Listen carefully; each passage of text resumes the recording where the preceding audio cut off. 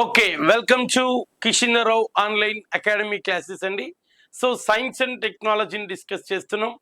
Yes my competitive years, please listen carefully. Satellites, ఉపగ్రహాలు మనందరికీ బాగా పరిచయం ఉన్నటువంటి కాన్సెప్ట్ సార్. ఇది జనరల్ సైన్స్ రిలేటెడ్ కాన్సెప్ట్గా కనపడతా ఉంటుంది సార్.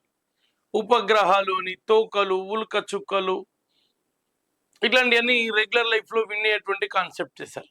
మరి శాటిలైట్ అంటే ఎలా ఉంటుంది అనేటువంటి అంశాన్ని చూస్తే, ఉపగ్రహాలు అసలు శాటిలైట్ని ఎక్కడ ప్రవేశపెడతారు, శాటిలైట్ ఏంటి అసలు అనేటువంటి అంశాన్ని కనుక మనం పరిశీలిస్తే, ఇగో శాటిలైట్ అని చెప్తున్నాం సార్. శాటిలైట్ ఎలా ఉంటుంది, శాటిలైట్ యొక్క విధానం ఏంటి, అసలు శాటిలైట్లను ఎక్కడ ప్రవేశపెడతారు అనేటువంటి కాన్సెప్ట్లో కనుక మనం వస్తే, సో గమనించవచ్చండి. ఏమైంది సార్ పెన్? శాటిలైట్ ఎక్కడ ఉంటుంది, ఎలా ప్రవేశపెడతారు సార్ శాటిలైట్ అంటే, ఇది ఒక శాటిలైట్ గా ఉంటుంది సార్. మనకి ఈ విధంగా ఇది ఒక శాటిలైట్ సార్. ఈ శాటిలైట్ ని మనం కక్షలోకి ప్రవేశపెడతాం, ఆర్బిట్ అంటాం సార్. ఇది ఎర్త్ అనుకుంటే సార్, ఆర్బిట్ అనేటువంటి టాపిక్ కూడా ఉంది, తర్వాత డిస్కస్ చేద్దాం. సో ఇది ఒక ఆర్బిట్ అనుకోండి. ఈ ఆర్బిట్ లోకి ఇది ఎర్త్ చుట్టూ ఉండేటువంటి ఒక ఆర్బిట్ అండి. ఇది ఎర్త్ చుట్టూ ఉండేటువంటి ఒక orbit. So my dear competitive aspirants, గమనించండి my dear competitive aspirant, satellites అనేటువంటి కాన్సెప్ట్ ని మనం ఇక్కడ డిస్కస్ చేస్తున్నాం. మరి ఈ శాటిలైట్ అనేటువంటి కాన్సెప్ట్ లో ఇది ఎర్త్ చుట్టూ ఒక ఆర్బిట్ అనేది రివాల్వ్ అవుతుంది. ఇది ఒక ఊహాత్మకమైనటువంటి కక్ష, ఇది ఒక ఊహాత్మకమైనటువంటి కక్ష. ఇది ఈ విధంగా శాటిలైట్ అనేది మనకు ఉండడం జరుగుతుంది. ఈ కక్షలోకి శాటిలైట్ అనేది రివాల్వ్ అవుతూ ఉంటుంది సార్. సో చూద్దాం సార్, మరి శాటిలైట్స్ అంటే ఏ విధంగా ఉంటుంది అనేటువంటి కాన్సెప్ట్ డిస్కస్ చేద్దాం. భూమి, సూర్యుడు, ఇతర గ్రహాల చుట్టూ నిర్దిష్టమైన కక్షలో పరిభ్రమించే వస్తువును ఉపగ్రహం అంటారు. చూడండి సార్, ఇది ఇప్పుడే చెప్పాను సార్ నేను, ఇది ఎర్త్ సర్ఫేస్ అనుకుంటే, ఈ ఎర్త్ సర్ఫేస్ చుట్టూ ఒక ఆర్బిట్ ఉంటుంది సార్. ఇది ఊహాత్మకమైనటువంటి కక్ష, ఇమాజినరీ ఆర్బిట్ అంటాం. ఎప్పుడో స్కూల్ స్టాండర్డ్లో మాస్టర్ చెప్తాడు సార్, కేంద్రకం చుట్టూ ఎలక్ట్రానులు వృత్తాకార మార్గంలో తిరుగుతాయి. నీల్స్ బోర్ అటామిక్ మోడల్ మనకు చెప్తుంది సార్. దాన్ని మనం ప్లానెటరీ మోడల్ అని చెప్పుకుంటాం. ఐడియా ఉండాలి, కొంచెం ఐడియా తెచ్చుకోవాలి సార్. కెప్లర్ లాస్ కూడా గుర్తుండాలి సరే. అవన్నీ గుర్తు లేకున్నా కానీ మినిమం కాన్సెప్ట్ పరంగానైతే మనం గుర్తు తెచ్చుకుందాం సార్. ఇది న్యూక్లియస్ అనుకుంటాం కదండి, న్యూక్లియస్ చుట్టూ ఎలక్ట్రాన్స్ రివాల్వ్ అవుతున్నాయి. మినిమం ఐడియా మనందరికి ఇప్పుడు ఉంటుంది సార్. ఇక్కడ ఎర్త్ చుట్టూ ఒక ఆర్బిట్ అనేది రివాల్వ్ అవుతుంది. ఇక్కడ భూమి, సూర్యుడు లేదా ఇతర గ్రహాల చుట్టూ నిర్దిష్టమైన కక్షలో పరిభ్రమిస్తుంది. ఇది ఒక ఆర్బిట్ సార్. ఈ ఆర్బిట్ లో మనం కనుక చూస్తే ఒక శాటిలైట్ సార్. ఇక్కడ ఒక శాటిలైట్ తీసుకుందాం సార్. ఈ శాటిలైట్ అనేది, ఇక్కడ ఒక శాటిలైట్ అనేది ఉంటుంది సార్.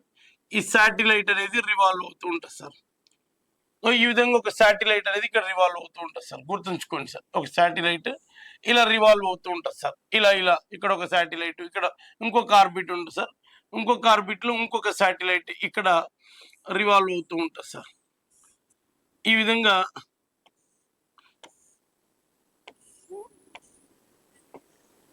శాటిలైట్స్ అనేటువంటి రివాల్వ్ అవుతూ ఉంటాయి సార్. అంటే ఏం సార్, భూమి, సూర్యుడు లేదా ఇతర ప్లానెట్స్ అనేటివి ఇతర గ్రహాల చుట్టూ, భూమి, సూర్యుడు లేదా ఇతర గ్రహాల చుట్టూ అంటే ఒక ఫిక్స్డ్ ఆర్బిట్ లో, దీన్ని ఆర్బిట్ అంటాం సార్, కక్ష అని పిలుస్తాం సార్. మనందరికీ తెలుసు సార్, నిర్దిష్టమైనటువంటి కక్షలో పరిభ్రమించే శాటిలైట్స్ ని, వస్తువుని మనం ఉపగ్రహం అంటాం. అది వస్తువు కావచ్చు, యంత్రం కావచ్చు, లేదా ఒక వెహికల్ కావచ్చు, ఏదైనా కావచ్చు. It is called as a satellite అని చెప్పాలి. దాన్ని మనం ఉపగ్రహం అంటాం. భూమి, సూర్యుడు లేదా ఇతర గ్రహాల చుట్టూ సింపుల్ గా మాట్లాడాలంటే సార్ ఇది ఒక న్యూక్లియస్ అనుకుంటే న్యూక్లియస్ చుట్టూ ఎలక్ట్రాన్ రివాల్వ్ అవుతుంది సార్. అంటే ఇది ఒక ప్లానెట్ అనేది రివాల్వ్ అవుతూ ఉంటుంది. అంటే దాన్ని మనం ఏం చెప్తాం, శాటిలైట్ అని చెప్తాం. ఇట్లా శాటిలైట్స్ మనకు ఎన్ని రకాలుగా ఉన్నాయి సార్ అంటే, ఒకటి న్యాచురల్ శాటిలైట్ అండి, రెండోది ఆర్టిఫిషియల్ శాటిలైట్ అండి. ఒకటి న్యాచురల్ శాటిలైట్ సహజ ఉపగ్రహం, రెండోది కృత్రిమ ఉపగ్రహం. Where the two types of satellites are there. One is the natural satellite, second one artificial satellite. Artificial in the sense man made satellites, అంటే మన చేత తయారు చేయబడ్డటువంటి శాటిలైట్, మ్యాన్ మేడ్ శాటిలైట్ అని చెప్తాం సార్. గుర్తుంచుకోవాలి, very very important concept sir. మరి సహజ ఉపగ్రహము అంటే ఏంటో చూద్దాం. న్యాచురల్ శాటిలైట్ అన్నారు సార్. విశ్వాంతరాళంలో అంటే స్పేస్ మొత్తంలో కూడా సహజంగా వివిధ గ్రహాల చుట్టూ తిరిగేవి. ఫర్ ఎగ్జాంపుల్, చంద్రుడు భూమి యొక్క సహజ ఉపగ్రహం. Moon is a natural satellite of earth sir. Next sir, earth భూమి sir. Earth is a natural satellite sun. Moon కేమో ఎర్త్ సార్, ఎర్త్ కేమో సన్ సార్. భూమి సూర్యుని యొక్క న్యాచురల్ శాటిలైట్. అట్నే చంద్రుడు భూమి యొక్క సహజ ఉపగ్రహం. ఈ మూన్ అనేది ఎర్త్ కు ఒక న్యాచురల్ శాటిలైట్ సార్. అట్లనే ఈ భూమి అనేది సన్ కు ఒక natural satellite sir. Those are called the natural satellites. సహజంగా ఒక ఆర్బిట్ లో రివాల్వ్ అవుతుండేటువంటి శాటిలైట్. ఈ ఆర్బిట్స్, మనం ఆర్బిట్ అనేటువంటి కాన్సెప్ట్ కొంచెం ముందుకెళ్ళాక చూస్తాం సార్. ఆర్బిట్ సర్క్యులర్ ఆర్బిట్ ఉండొచ్చండి, ఎలిప్టికల్ ఆర్బిట్ ఉండొచ్చు. ఎలిప్టికల్ ఇది ఆర్బిట్ కదండి.